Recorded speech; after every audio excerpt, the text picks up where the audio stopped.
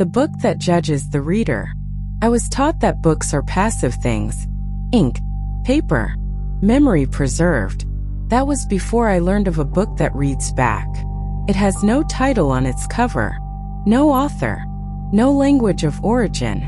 Those who describe it never agree on its appearance, except for one detail. It always feels heavier than it should, as if it carries more than pages inside it. The legend says the book does not reveal secrets. It reveals what you already know but refuse to face. Each reader sees a different text.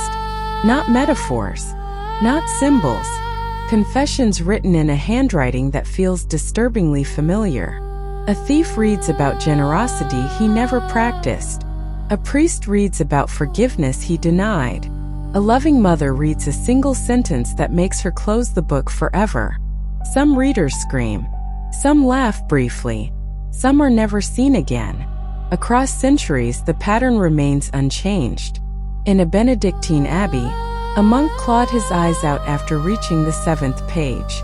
In 1893, a Parisian scholar drowned himself in the Seine, clutching a book with blank pages.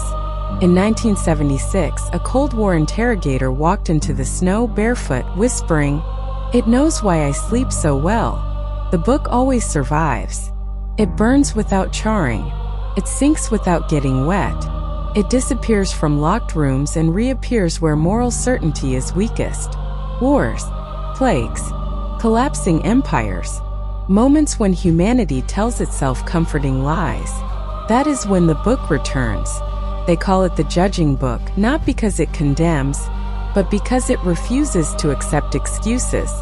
And now, after centuries of whispers and footnotes, after ruins and suicides and erased names in archives, the book has been catalogued, numbered, logged, studied, and for the first time in its long, patient existence, someone believes she can understand it, without being understood in return. She is young. She is brilliant. She believes self-knowledge is a skill. The book has been waiting for her. This is not a story about a cursed book. It is a story about what happens when denial is no longer possible. At the center of this mystery is Dr. Alara Voss, a young cognitive scientist who studies memory, guilt, and the lies the human mind tells itself in order to survive. When she begins investigating a forbidden manuscript known only as the judging book, she believes she is studying a psychological phenomenon, mass hysteria across history. But the book is real. It appears in different eras, always during moments of moral collapse. Its pages change depending on who reads them. It does not predict the future or recount the past. It exposes the truth the reader refuses to acknowledge. Some who read it lose their sanity. Some disappear.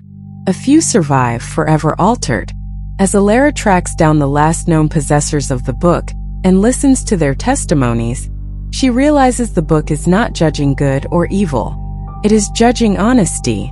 And slowly, inevitably, the book begins to respond to her presence, as if it has been waiting.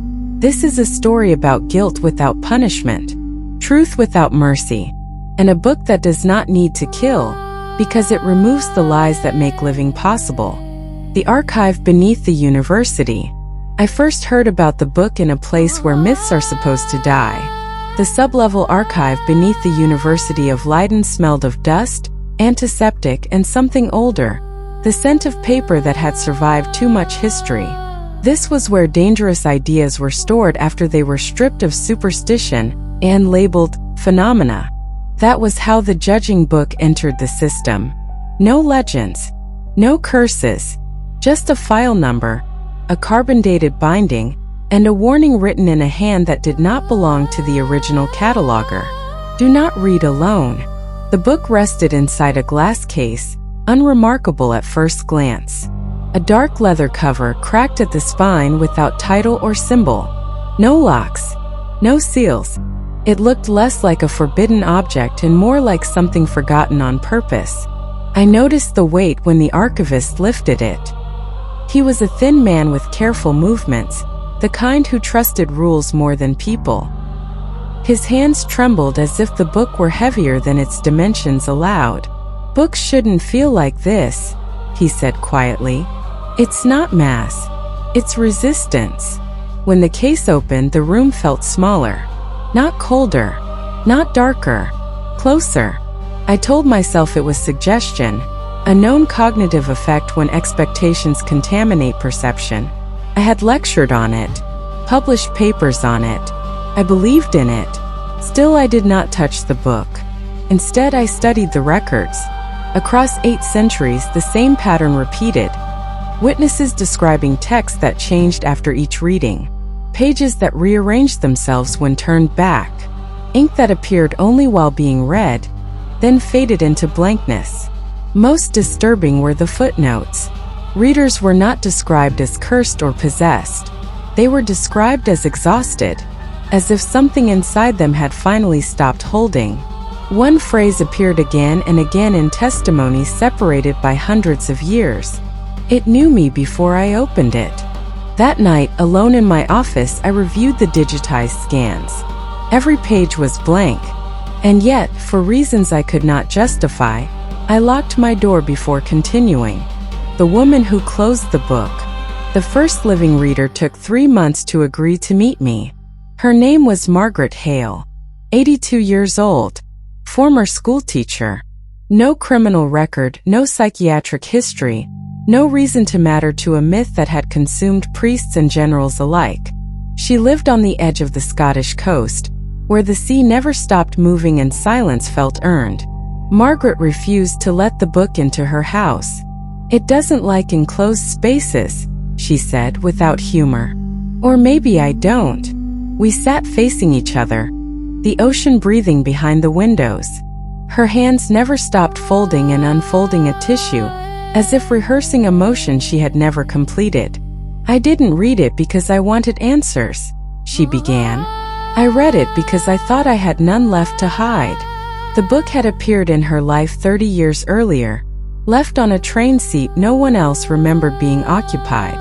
The cover had been warm. That detail returned in every testimony, warmth without heat. The first page was blank, she said. The second asked me why I never corrected my husband when he took credit for my work. Margaret laughed once, a sharp sound like glass snapping. It didn't accuse me. It didn't insult me. It just asked.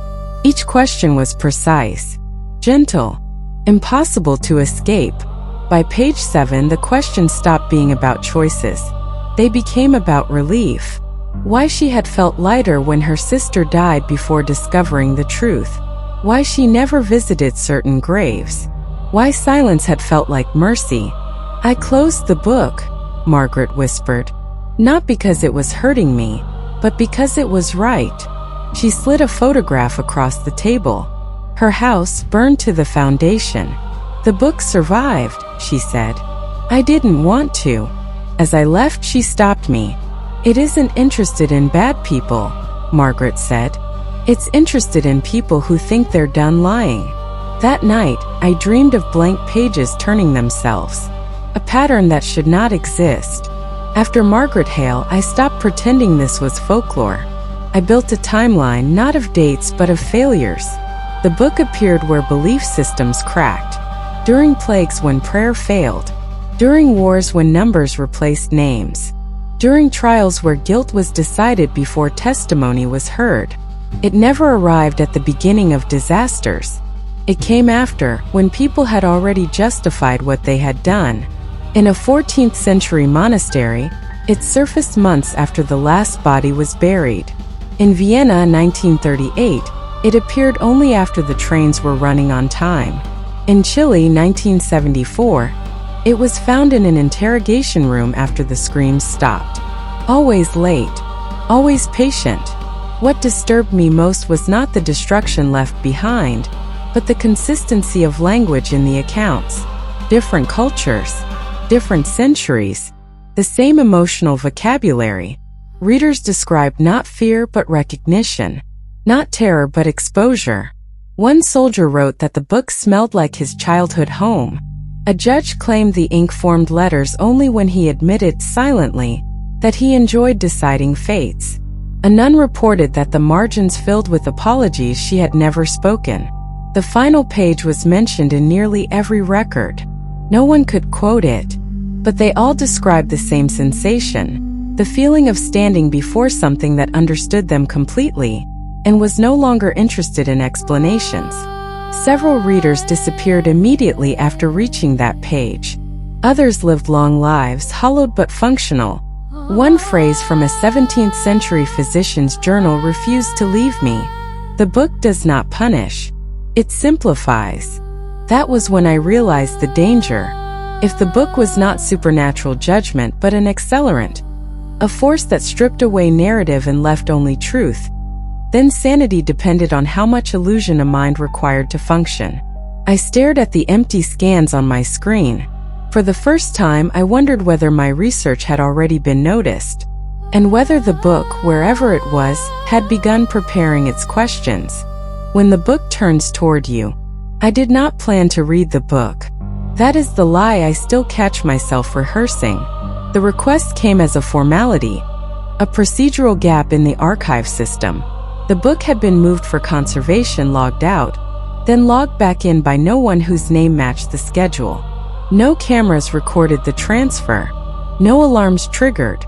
It was simply there again, on my desk. I remember thinking how small it looked outside the glass case. Ordinary, almost tired. The leather was warmer than the room, not hot, closer to skin than to cloth.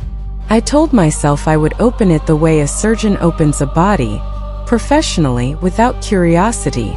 The first page was blank. The second page contained a sentence written in a hand I recognized too quickly. You learned early how to be useful instead of honest.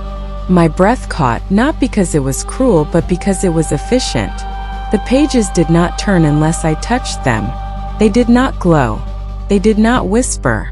There was no drama to hide behind. Each page dismantled something I had defended for years. My career choices framed as necessity. My emotional distance reframed as discipline. My brother's death, not as trauma, but as an absence that brought relief I never named. The book did not accuse me of causing it. It asked why the silence afterward felt like rest. I tried to close it. The cover resisted, not physically, but psychologically, like interrupting a thought mid-sentence. When I finally shut it, the room felt unfinished. I realized then what no testimony had fully captured. The book does not force truth. It removes permission to lie. Somewhere between pages, I understood why others had screamed, why some had walked into water or fire. It is not pain that breaks you. It is clarity without escape. When I looked back at the desk, the book was open again, waiting. Those who did not survive the page. The book did not show me my future. Instead, it showed me others. Not visions, records. Compressed lives unfolding between sentences, as if the book carried impressions of everyone who had ever failed to finish reading it. A priest appeared first. His pages were filled with a single moment he had justified his entire life around, denying absolution to a dying child because the rules demanded it. The book did not condemn him for cruelty. It asked why obedience had felt safer than compassion. He closed the book on the final page. 3 days later, he hanged himself in the bell tower. A woman followed, a mother. Her pages were gentle, almost tender. They described how love had slowly become possession, how protection had turned into control. The final sentence asked why her son's fear made her feel powerful. She disappeared on a ferry crossing. Her shoes were found neatly placed by the railing. A general's pages were clinical. Numbers, maps, outcomes. The book stripped the language of strategy and left only consequences. When he reached the final page, witnesses said he began laughing, not in madness but in recognition. He lived another 20 years. Never slept again. I understood then. Survival had nothing to do with innocence. Those who broke were not the worst among us. They were the ones whose identities depended on a story they could no longer tell. The book erased narratives, not people. When I turned another page, I felt something shift, a subtle pressure like attention being focused. The text slowed as if waiting for my reaction. That was when fear finally arrived. Not fear of what I had done, but fear of what I would be without the explanations. The book was not finished with me, and for the first time I considered the possibility that closing it again would not be allowed. The final page remains. I do not remember turning the last page. There is a gap in my memory. Not darkness but absence. As if something essential was removed and I was allowed to continue without it. When awareness returned, the book was closed. Not on my desk. Not in my hands. It was gone. In its place lay a thin layer of ash, shaped like an open eye. As if something had looked back one final time and then withdrawn. I expected relief. I felt none. What followed was quieter and worse. Over the weeks that came after, my thoughts changed texture. Explanations no longer formed automatically. When colleagues asked why I had chosen certain paths, I found myself unable to answer with comfort. The lies that once made living efficient were simply unavailable. I reviewed the archive records again. Every disappearance attributed to the book occurred within 3 days of reaching the final page. Except one. A 16th century entry, almost erased by time, described a woman who finished the book and lived. The note beside her name read, "She was honest before the book arrived." I understood then what the final page had done. It had not judged me. It had concluded. The book appears only where denial thrives. It feeds on unfinished truths, on stories we tell ourselves to remain functional. When there is nothing left to correct, it leaves. I still lecture about the phenomenon. I still describe it as a psychological artifact, a self-reflective myth encoded in human fear. I never warn people not to seek it. I only say this: if the book finds you, it is because you have already been lying too long, and it will not stay once you stop.